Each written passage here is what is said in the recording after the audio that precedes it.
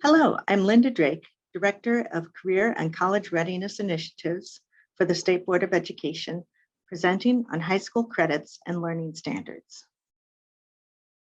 The purpose of this presentation is to provide a policy overview of credits and learning standards as a resource for board members, educators, and interested members of the public, and to inform the board's work on alignment of graduation requirements with Washington's profile of a graduate. The legislature has directed the State Board of Education to make recommendations to the legislature by December 2022 to align graduation requirements with the profile of a graduate. This could include recommendations on changes to core subject area requirements, flexible credits, non-credit requirements, the relationship between credits and core subject area requirements, and on the three parts of the high school diploma. The three parts of the diploma are subject area requirements, graduation pathway options, and the high school and beyond plan. Clarifying the definition of a credit may be an important part of the board's alignment work. By way of background, Washington used the Carnegie Unit to define credit until 2012. The Carnegie Unit is based on time student has studied a subject. Many other states continue to use a time-based definition of a credit. In 2010, the board resolved to make changes to graduation requirements as part of the transition to the 24 credit graduation requirement framework. The state board recognized that districts need more ways to offer credit earning opportunities to students to enable students to meet the new graduation requirements. The board established policy to remove the time-based definition of a credit, to recognize CTE equivalent courses that could meet 2 graduation requirements with 1 course, and to make Washington State history a non-credit requirement. The policy work of the board resulted in rulemaking, which formally defines high school credit as what students earn for successfully completing a high school level course based on state learning standards, or demonstration of mastery of the state learning standards through district policy.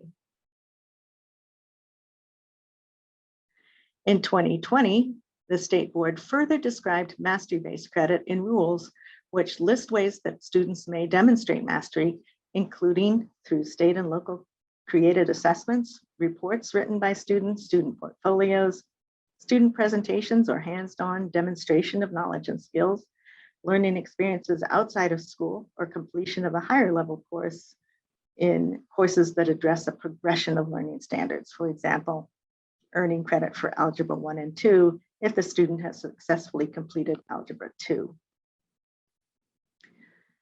Removing a time-based definition of credit requires a greater focus on subject area content, which is described through learning standards. Learning standards define what students need to know and be able to do at each grade level. According to OSPI guidance, when a content area is named in the state's goals of basic education, then the state's learning standards in that subject must be taught.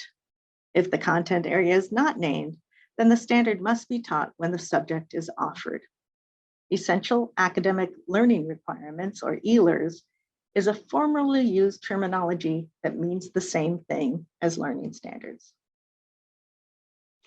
The goals of basic education are in statute and includes the subject areas that must be addressed through learning standards and are also addressed in core subject area graduation requirements.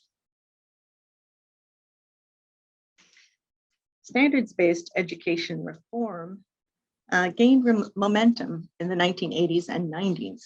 Common Core state standards in English language arts and math were released in 2010, and next generation science standards were released in 2013.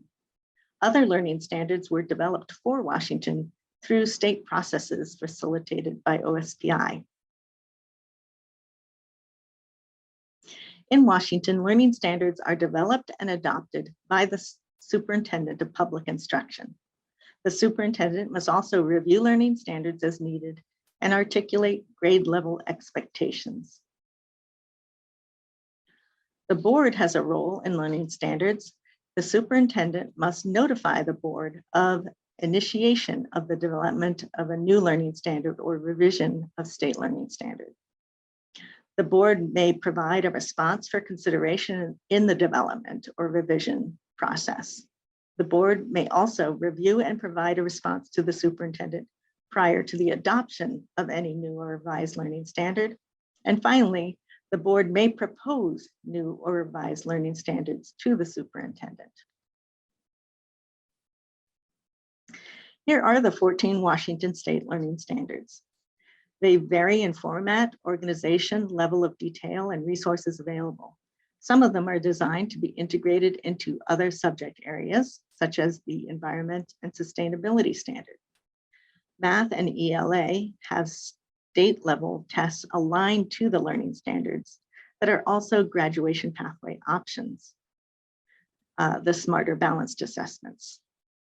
State learning standards, science learning standards have the State Washington Comprehensive Assessment of Science, used for state and federal accountability, but not for graduation. Consideration of the interplay of state learning standards, credits, and graduation requirements will be part of the work of the State Board of Education in aligning graduation requirements to the Washington profile of a graduate.